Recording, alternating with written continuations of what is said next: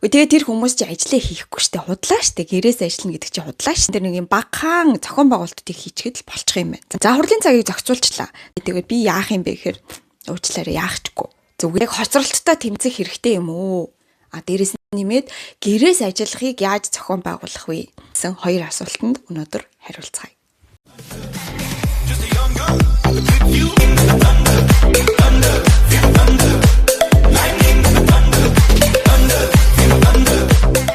За мигмар гаргийн мэд судлаачийн мэдээ эхлэж байна. Өнөөдөр хэдүүлээ яг хоцролттой тэмцэх хэрэгтэй юу? Дээрээс нэмээд гэрээс ажилчмаар л байгаа сте тий. Гэхдээ яаж? Мөн байгууллага яаж ажлыг хянах юм? Ажлын 8 цаг ингээд камер өмнө суулгаад тэрийг хянах юм уу? Яах юм гэдэг хоёр асуултанд хариулна. За мэдээ зарим судалгааны ажил болон Австралид яаж хэрэгжүүлж байгаа туршлагуудаас хуваалцуулна. За ингээд хоёрдугаархаас эхлэе. Гэрээс ажиллахыг яаж зохион байгуулах вэ? За хамгийн нэгдүгээрт нь болохоор штэ ажил олгогч энийг зөвшөөрөхийн тулд тэгээд тэр хүмүүс чи ажлаа хийхгүй штэ худлаа штэ гэрээс ажиллана гэдэг чи худлаа штэ гэж бодогдож байгаа үз. За тэгэхээр энийг хянахад ерөнхийдөө бол нэг тийм хэцүү биш юм байна. За өнөөдрийн бүх жишээ болохоор нэг өдөр гэрээс ажиллахыг зөвшөөрвөл гэдэг дээр тулгуурлагдаад явна. За ажлыг нь яаж хянах вэ? Яг гэрээс тэр хүн чи ажиллах юм уу? Өглөө 9-с орой 6 хүртэл тэр хүний хөдөлгөөний бүртгэдэг камер байх хэрэгтэй юм уу? Яг яах хэрэгтэй юм бэ? Бол хамгийн хялбархан удирдах арга бол ажлын үүрэг даалгавраар нь л удирдах. За энэ нь юу хэлээд байна гэхээр өнөөдөр би гэрээс ажиллахдаа миний хийж байгаа хийх ажил маань өөрөө би дуусгаад дараагийн хүн рүү шилжүүлдэг л ажиллах хэрэгтэй. Хамгийн нэгдүгээр зарчим нь. Тэгэх юм бол хин нэгэн хүн намайг шахах шаардлагагүй, хин нэгэн удирдлага хийж ийн үгүй юу гэдгийг маань шалгах хэрэггүй.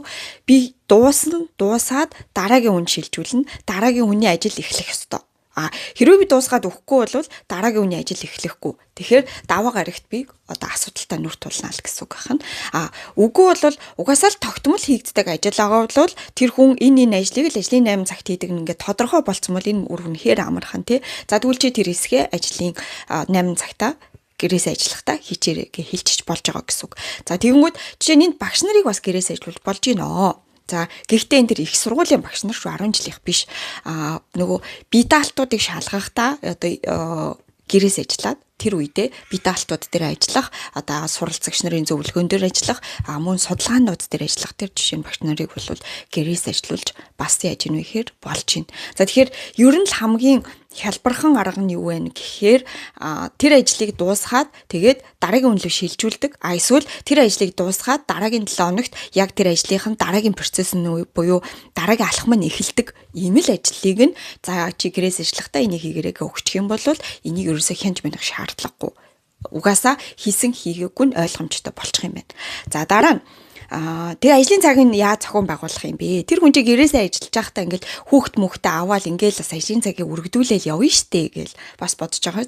Тэгэнгүүт ерөнхийдөө бол энэ дэр нэг юм багахан зохион байгуулалтыг хийчихэд л болчих юм байна. За ихэвчлэн хүмүүс гэрээс ажиллахыг 1 дахь 5 дахь өдрүүдийг сонгодог юм байна. Тэгэхээр яаж өгнө гэхээр голчлон хурал уулзалт зөвлөгөөнүүдийг мегмар пүрв буюу 3 дахь 4 дахь өдрүүдийг л хийчих юм байна. Тэгэхээр ер нь бол заавал бүх хурал 5 дахь өдөр 1 өдөр явагдах албагүй. Тэгэхээр 3 дахь 4 дахьын айл нэг өдөр нь танай компанийн хувьд яг гол уулзалт хурлууд хийгддэг өдөр болоод за тэгээ бусад өдөр нь бол хүмүүс гэрээс ажиллах боломжтой гэд ингээд авчих юм байна. За хурлын цагийг зохицуулчлаа. За тэгэнгүүт ажлын цагийг яах юм бэ? Тэр хүн гэрээс ажиллаж байхдаа 9-с 18 цаг хүртэл компьютерийн ард яг суугаалах юм уу? Яаж тэрийг нь бүртгэх юм бэ гэхээр ерөнхийдөө болвол яг зарим бүр 100% гэрээс ажилладаг ажлын байрууд яг цагтаа баригдаж явдаг ажлын байрууд байна тий. Дуудлага операторудаас ихсүүлээд. Үгүй бол гол нь штэ тий. Тэр хүн гэрээс ажиллаж байхдаа тэр ажлаа дуусгах нь чухал юм уу? Эсвэл тэр хүний цагийг нь бүртгэх нь чухал юм уу? Нэг номерын чухал зүйл нь юу вэ гэдэг дээрээ л анхаарал хандуулах юм байна. Тэгэхээр нэг номерын чухал зүйл бол тэр хүн гэрээс ажиллаж байхдаа тэр ажлаа дуусгах тийм ээ. Тийм учраас тэрийг 5 дахь орой хагасаа бүтээсэн алинт нь ч хийж болно. Хийгээл дуусгачих байвал окей. гэдэг ийм уян хуваарьгаас гаргаад өгчвөл бас зүгээр юм байна. Тэгэхээр заавал тэрийг ингээд 8 цаг сууж байгаа дээр нь ингээд яг хитээс хитэн цагийн орон суу гэдэг дээр анхаарал хандуулахаас илүүтэйгээр тэр хүний бүтээмжид нь анхаарал хандуулна л гэсэн үг байна л дээ. Тэгэхээр ажлынхаа талыг өглөө хийж агаад хүүхдээ очиж авчаад өдөр дуусгаж болно. Эсвэл амралтын өдөр сууж байгаа дуусгаж болно. Окей. Тэр хүн 5 дахь өдөр аялалд яваад бүтээсний өрөө ирээд дуусгасан ч болно. Окей, хамаагүй те. Гэх мэтлэнгээр гол нь тэр ажлыг хариуцлагатайгаар сайн дуусгасан байх ёстой гэсэн тэр ажлынх нь гол үүрэгт нь таскт нь л анхаарлаа хандуулах юм байна. За ингэх юм бол гэрээс ажиллах одоо бас илүү яг гэхээр бүтээмжтэй болж хувирах юм байна. За ингээд ингээ 3 дугаарт нь компанид ямар ашигтай юм бэ? За компанид бол энэ судалгааны ажил дээр бол офисын бүтээмжийг гэх юм өөр ашигтай байдлыг 30%-аар нэмэгдүүлдэг гинэ. За өөрөөр хэлэх юм бол танаа одоо компани одоо 8 9 за 10 ажилтнтай байлаа гэж бодъё л да. Тэгэх юм бол танах 10 биш 8 ширэг офистай байршуулна гэсэн үг. Яг өдрөг бол өдөрт нэг хүн гэрээс ажиллана гэдэг чинь өөрөө буцаагаад бүх хүн компьютертэй байх албагүй болчихж байгаа байхгүй. Тэгэхээр 8 компьютер дээр хүмүүс ээлжлээд ингээ бүклээд ажиллаж явах боломжтой болно гэсэн үг байна.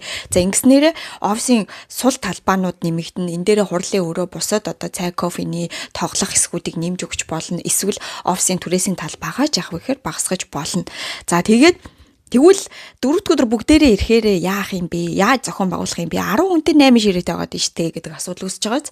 За тэгэхээр энэ тохиолдолд яаж вэ гэхээр энэ хоёр янзаар зохион байгуулна. Мэдээж ширээнүүд байна. Нөгөө талд нь юу гэхээр жижигхэн энэ одоо жижигхэн хувийн эд зүйлсээ хийдэг шүүгэнүүдийг гаргаж өгнө гэсэн үг байна. За ингэснээр офис яах вэ гэхээр хизээ дуусгах нь мэдэгдэхгүй нэг баахан цааснууд тоос ширaan дарагдал байгаа л идэг штэ тий. Тэд нар байхгүй болно. Яагаад гэвэл би ажлаа хийгээд дуусаад тэр ширээг дараагийн хүн хэрэглэхэд бэлдээд цэвэрлээд явах хэрэгтэй. Тэгэхээр хэрэгтэй хэрэггүй юмад орон ялгаад өөртөө ногцсон жижиг шүүгэндээ хэрэгтэй юм авч хадгалж үлдээгээд хэрэггүй юмнуудаа яг вэ гэхээр хаях хэрэгтэй болно гэсэн үг. За дээрэс нэмээд офисын бүх ажилтнанд хангамж өгөх шаардлагагүй болно. Яагаад би дахиад нэг ширээ эзэмшээл тэн дээр бүх хүн цаасны утгатай бүх хүн одоо юу гэдгийг стикер ноуттэй байх шаардлагагүй. Энэ зурагт харагдаж байгаачлан офисынхоо нэг болон нэг одоо принтерийн хажууд ч юм уу те дунд нь бичиг хэргийн хэрэгслүүдийг тавьж өгнө. За тэгээд тухайн хүн хэрэглэх үедээ очиж хэрэгэлчээд за эсвэл одоо ширээн дээр авчиж хэрэгэлчээд ажлаа тарахтаа ширээгээ цэвэрлээд ингээд байр баримт нямаа тавьчаад явна гэсэн үг байна. Тэгэхээр офисын бичиг хэргийн зардал хүртэл явах гэхээр дагаад бууна. За бас бүх компьютер дээр адилхан програмууд суугдах бас шаардлагагүй болно гэсэн үг. Хоёр компьютер дээр жишээ нь одоо судалгааны програм, хоёр компьютер дээр магадгүй өөр төрлийн одоо танай компанид хэрэгэлдэг програм гэх мэтлэнгийн хэрэглэн тухайн хүн тухайн өдөр ямар үүрэгтэй ажлуудыг ямар одоо таскуудыг дуусгах вэ гэдгээс хамааруулаад суух компьютеруудаа ямар програмтай байдаг вэ гэдгээс хамааруулаад захиалаад явчих яг вэ гэхээр боломжтой болно гэсэн үг. Тэгэхээр офисын бүх компьютерууд өндөр хүчин чадалтай байхаас албагүй болно. Гэхдээ бас бүх офисын компьютерийн бас ингээ бүгднгийнх нь хүчин чадлыг нэмж чадахгүй тэгээл нөгөө програмаа уншуулчаал ингээл 3 4 файл том файл нээчээ тэрнийг хүлээгээ суух бас шаардлагагүй файл дээр ажиллах одоо тийм том файлууд дээр ажиллах өдрөө би хүчин чадал өндөртэй компьютерийг захиалж байгаа учраас би тэрэн дээр ажлын цагаа илүү хэмнээд бүтээмжтэй бас байх яг вэ гэхээр боломжтой болно гэсэн. Тэгэхээр ковидоос өмнө бол энэ хэрэгжижсэн юм байна. Австралид гэхдээ ковидоос юу сурсан бэ гэхээр маш олон судалгааны ажлууд дээр ковидоос гэрээс ажиллахад ямар асуудал үүсчихсэн бэ гэдгийг бүгдийг нь тодорхойлж гаргаж ирж байгаад тэгээд энэтэй холбоотой зөвлөгөөнүүдийг олон төрлийн судалгааны ажлууд дээр бол одоо гаргаж өгсөн байна. Тэгээд энийхэн дагуу амжилттай хэрэгжүүлээд явж байгаа ийм туршлага байх нэ. За тэгэхээр гэрээс ажиллах нь компанид ч ашигтай, ажилтнанд ч ашигтай. Тэгээ яагаад гэвэл жишээ нь би хүүхдтэй ээж аав те гэр бүл байлаа гэж бодоход хоёр хүн ажлын 5 хоног нэг өдөр гэрээс ажиллахад үлдсэн 3 өдөр нь явах вэ гэхээр одоо хүүхдээ 5 өдөр биш ядаж 3 өдөр яах вэ гэдэг дээр толгоогоо өвтгөх хэрэгтэй болно гэсэн үг. Офис бол бичиг хэргийн зардал, офисын талбайн зардал, одоо бусад одоо хэрэггүй зардлуудыг одоо дагуулад одоо програмтай холбоотой зардал энтрийгээ бууруулах боломжтой. Түрүүний асуулт 4 өдөр бүгдээрээ ирвэл яах вэ гэхээр хурлын өрөөнүүд дээр уулзалтгүй бол хүн сууж ажиллаж болно. Заавал нэг хүн нэг ширээ гэдэг ойлголтгүй болсон учраас цайны ширээн дээр суугаад ажиллаж болно. Зүгээр л ер нь л ийш тийшээ те хандлуу харсан ганцаараа төвлөрөх боломжтой газруудад та ширээ байршуулаад өгчнө. Тэгээд тэнд хүмүүс уулзалт хийж болно. Цайны цагаар сайгаа ууж болно. Мөн дээрээс нэмээд ажиллаж хийж болно гэх мэтлэнгээр ийм уян хатан гар овсоо ашиглах боломжийг энэ гэрээс ажиллах одоо жишээ нэг өдөр гэрээс ажиллахыг зөвшөөрснөөрөө ийм олон өөрчлөлтүүдийг гаргаж авах яах вэ гэхээр боломжтой гэсэн үг байна. За тэгвэл энэ дээр нэг асуулт байгаа. Тэгэд гэрээс ажиллаж чадахгүй ажлын байрууд бас байна. Мэдээж тий багш нар байна. Үйлчилгээний ажилтнууд тэр жигтэй банк тий одоо бүх төрлийн биеэрээ би гүйцэтгэдэг бүх ажлын байрууд бол гэрээс ажиллах боломжгүй. За тэгээд гэрээс ажиллах боломжгүй юм чинь тэгвэл надад одоо ямар ашигтай юм бэ? Тэгээд би яах юм бэ гэхээр уучлаарай яахчгүй. Зүгээр л өөрийнхөө чадамжинд өөрийнхөө боломжинд тааруулаад өөрийнхөө чаддаг ажлуудаа л хийж байгаа. Тийм учраас одоо тэр хүн гэрээс ажиллаад ийм давуу талтай хахад надад ийм давуу тал алга гэж тэг чи ямар ч хэлэх одоо боломж алгаа. Тэгээд өөрт тохирсон боломжтой ажлуудаа хийнэ л гэсэн үг байх нь шүү. За ингээ хоёрдугаарт нь хоцролттой яаж тэмцэх вэ? За ер нь бол энэ гэрээс ажиллахдаа энэ бас уягдаж гарч ирж байгаа. Хоцорч болдог ажлын байр гэж байна. Хоцорч болохгүй ажлын байр гэж бас байна. За болохгүй ажлын байртаа бол мэдээж дахиад уучлаарай. Таныг яах ч боломжгүй. Цагтаараа цагтаа тарах хэрэгтэй. Хоцорч болохгүй ажлын байран дээр нэг зүйл яригдчихэж байгаа. Тэр нь юу вэ гэхээр нөгөө сэтгэлээрээ гэдэг үгийг ер нь бол аваа ичүүл зүгээр юм шиг санагдчихж байгаа. Яагаад гэвэл би сэтгэлээрээ ингээл оройтол тий хідэн өдөр дараалал оройтол сэтгэлээрээ ажиллаж байхад би нэг өдөр хоёр өдөр хоцорчход компани намайг харсангүй. Энд чинь компани намайг харахгүй байна. Энд ингээд сэтгэлээрээ байхгүй байна гэдэг. Тэгэхээр дүрэн бол дүрм, журам бол журам. Чи цагтаа ирэх ёстой, цагтаа тарах ёстой гэдэг шалгуурыг л тавьчих юм бол буцаагаад тэр хүн одоо гомдоод ялархаад ингээ янз бүр болоод байгаа шаардлагагүй. Тийм болохоор чи цагтаа ирнэ, цагтаа тарна. Яг дөрөв болгож тавих хэрэгтэй юм байна лээ. Тэгэхгүй бол би сэтгэлээрээ ажиллаж яахад гэдэг үгний араас би одоо ингээд хувийнхаа ямиг ажил дээр авчраад ч л ажиллаж гин. Би ингээл сэтгэлээрээ ажиллаж гин гэхээр буцаага тэр сэтгэлийн хариу байх хэрэгтэй болоод байгаа байхгүй юу? Тийм болохоор ажлын цагтаа яг ажиллаа, яг яс хий. Тэгээд өглөө ажилдаа бас хоцрохгүй хариуцлагатай бай гэдэг шаардлага тавигдах юм байна. Тэгвэл нөгөө талд нь хоцорч бол яг хоцорч болдог ажлын байрч гэж нэрлэж болохгүй л ахал та. Гэхдээ энэ дээр юу гэж олж байна вэ гэхээр уян хатан цагийн хуваараар зохицуулах боломжтой ажлын байрууд байна. За тэр нь юу вэ гэхээр өглөө 7-оос сүүлийн хүн 10 цагт ирнэ. Энэ хооронд ажил эхлэж болно.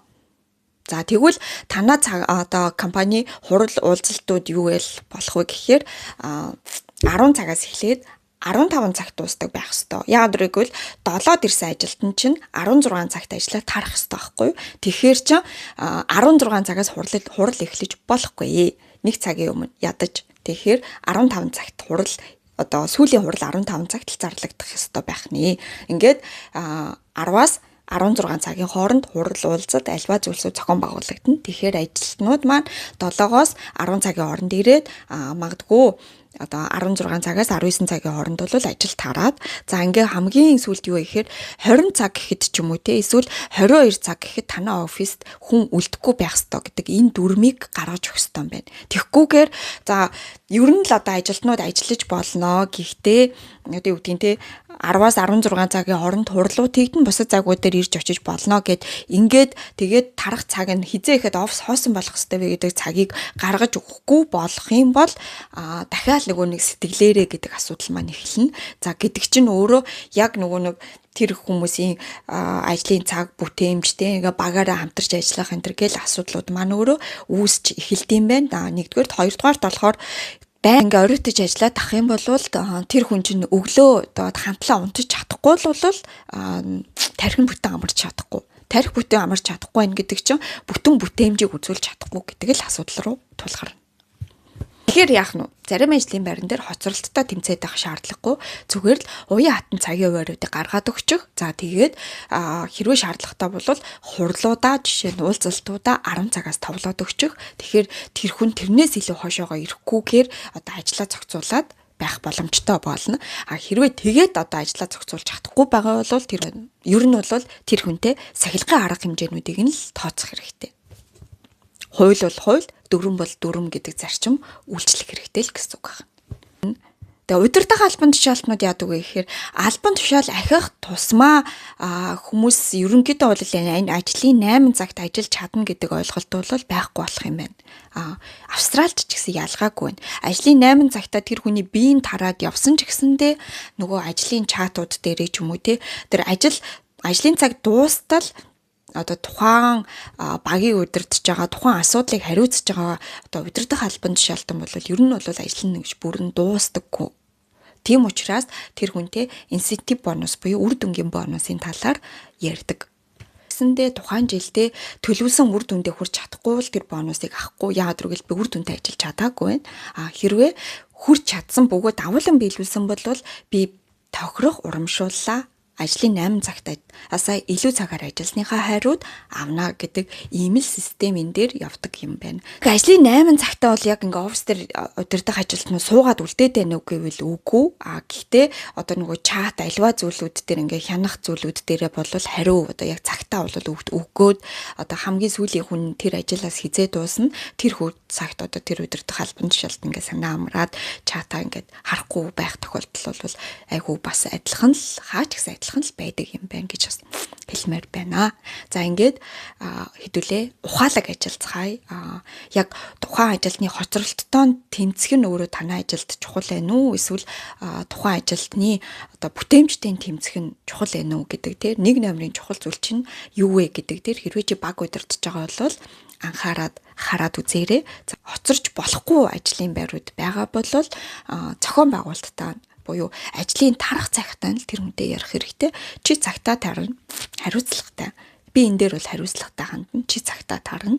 Харин өглөө чи цагтаа ирэх ёстой. Энэ бол чиний хариуцлага гэд хин хиндээ яг вэ гэхээр хариуцлага хүлээж сурах хэрэгтэй л гэсэн санааг энд одоо хэлэх гээд байна. За ингээд энд хүрээд өндөрлөж байна. Хэдүүлээ илүү ухаалаг, илүү бүтээмж өндөр төгөөр тэгээд стресс багтаагаар ажиллацгаая. Өнөөдөр суралцаад маргааш туршия цаараас миний под байлаа. За дараагийн мегамар гарагийн дугаараар уулзтлаа. Баяртай туршаад үзээрэй.